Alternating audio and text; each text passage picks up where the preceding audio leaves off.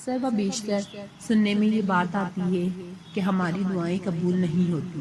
زیادہ تر لوگ یہی گلہ کرتے نظر آتے ہیں کہ ہماری دعائیں قبول نہیں ہوتی۔ ہماری دعائیں کیوں قبول نہیں ہوتی؟ اس میں کوئی نہ کوئی عمل ہمارا اپنا شامل ہوتا ہے۔ نیک اعمال کا کیجیے، کسی کی مدد کر دیجیے، بھوکے کو کھانا کھلا دیں، عبادت کا اہتمام کریں۔ اگر خدا نہ خواستہ کسی مصیبت میں گرفتار ہوں تو اپنے اعمال کے وسیلے سے اللہ پاک سے پورے اخلاص کے ساتھ دعا کیجیے۔ وہ رب العالمین ہے، وہ رب الجہاں ہے، آپ کی دعاؤں کو قبول کرے گا۔ اسی طرح سے یہ واقعہ بنی اسرائیل کے 3 دوستوں کا ہے جو اندھیری رات میں سخت آندھی و طوفان میں ایک غار کے اندر پھنس گئے تھے۔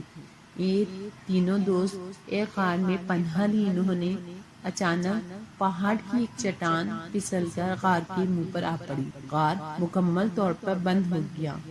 وہ دیو قامت چٹان تھی، اس کو ہلانا جلانا ناممکن تھا۔ بہت کوشش کی لیکن وہ اس میں ناکام رہے۔ وہ چٹان کو ہٹا کر منہ کھول لیں لیکن وہ ناکام ہو گئے۔ آخر تینوں میں سے یہ پایا کہ اپنی زندگی کے نیک اعمال کا واسطہ دے کر اللہ تعالیٰ سے دعا کی جائے، شاید کہ اللہ کو ہماری ادا پسند آ جائے اور ہمیں اس مصیبت سے نجات مل جائے۔ چنانچہ ایک نے کہا، میں جنگل میں بکریاں چراتا تھا اور اسی پر گزر بسر کرتا تھا۔ میں جب جنگل سے واپس آتا تو سب سے پہلے اپنے بوڑھے والدین کو دودھ پلایا کرتا تھا اور پھر اپنے بچوں کو۔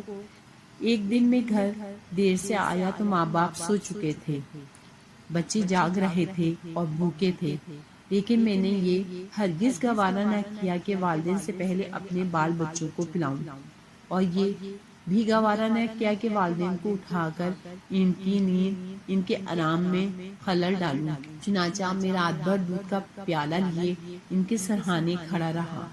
بچے میرے پیروں سے چمٹ چمٹ کر روتے رہے لیکن صبح تک اسی طرح میں کھڑا رہا۔ خدایا، میں نے یہ عمل خالص تیری رضا کے لیے کیا تھا، اس کی برکت سے غار کے منہ سے چٹان ہٹا دے۔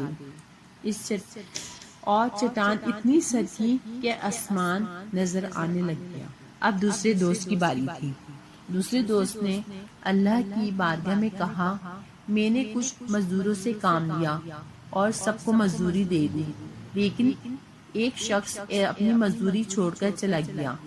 کچھ عرصے بعد جب وہ مزدوری لینے آیا تو میں نے اس سے کہا، یہ گائیں، بکریاں اور یہ نوکر چاکر سب تمہارے ہیں، لے جاؤ۔ وہ بولا، خدا کے لیے مذاق نہ کرو۔ میں نے کہا، مذاق نہیں، واقعی یہ سب کچھ تمہارا ہے۔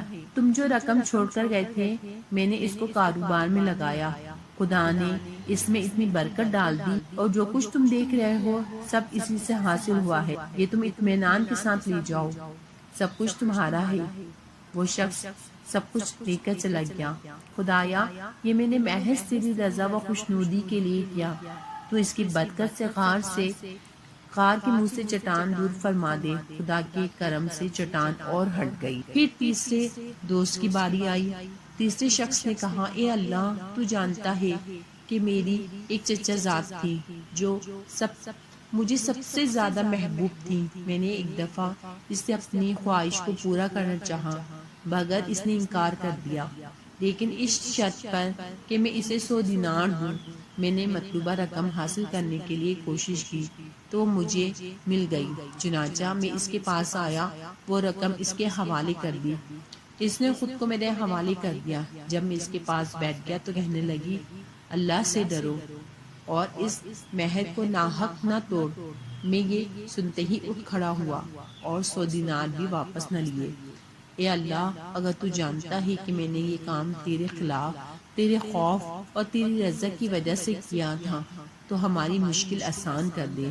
چنانچہ اللہ تعالیٰ نے غار کے پتھر کو ہٹا دیا، اس طرح وہ تینوں باہر نکل آئے۔ ناظرین کرام، ہماری چھوٹی چھوٹی نیکیاں اگر ہم اس کا حوالہ دے کے اللہ سے ذکر کریں، مانگیں، تو ہماری بڑی بڑی مشکلات سے ہم نجات پا سکتے ہیں۔